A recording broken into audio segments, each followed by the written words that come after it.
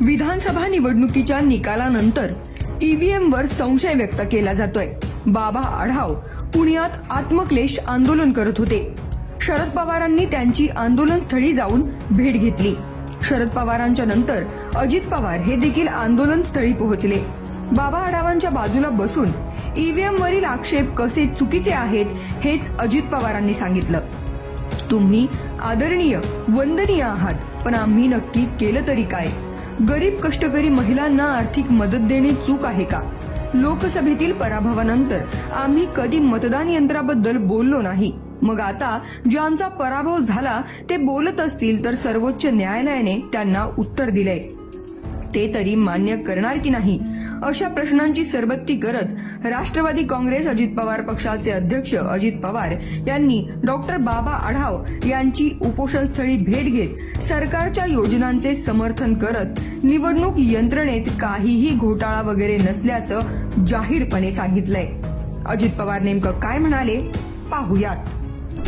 या संदर्भामध्ये सुप्रीम कोर्टाने ऑलरेडी सांगितलेले ईव्हीएमच्या संदर्भामध्ये पुण्याचा तक्रार करत बसू नये, तरी देखील पुढे सिद्ध करून दाखवलं। मी पण पूर्वी आघाडीमध्ये काम केलं, आम्हाला पण आघाडीमध्ये सांगायचे की दादा असं केलं की असं होतं, तसं केलं की तसं होतं। मी दाखवलं, ईव्हीएम मशीन ठेवून दाखव म्हणलं मला, कुठं काही दाखवलं नाही, काही नाही।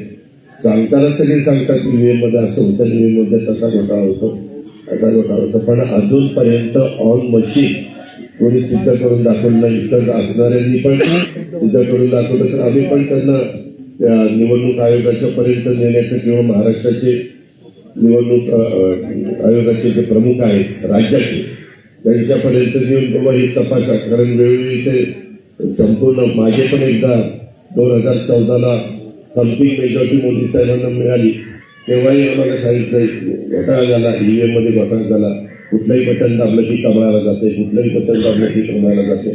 परंतु तिथं लोकांनी कौलच दिलेला होता मोदी साहेबांना, आणि त्याच्यानंतर 19ला ते पुन्हा दिला कौल, आणि 24ला इथं तर त्यांना इथंही कमी मतं मिळाली, युपीमध्ये पण कमी मतं मिळाली। अशा प्रकारची एकंदरीत परिस्थिती आहे।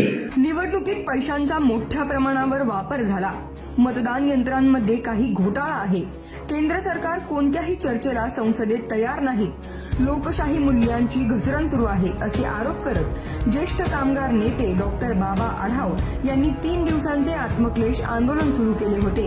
त्याचा शनिवारी 3रा दिवस होता। अजित पवार यांनी शनिवारी दुपारी डॉक्टर आढाव यांची उपोषणस्थळी भेट घेतली।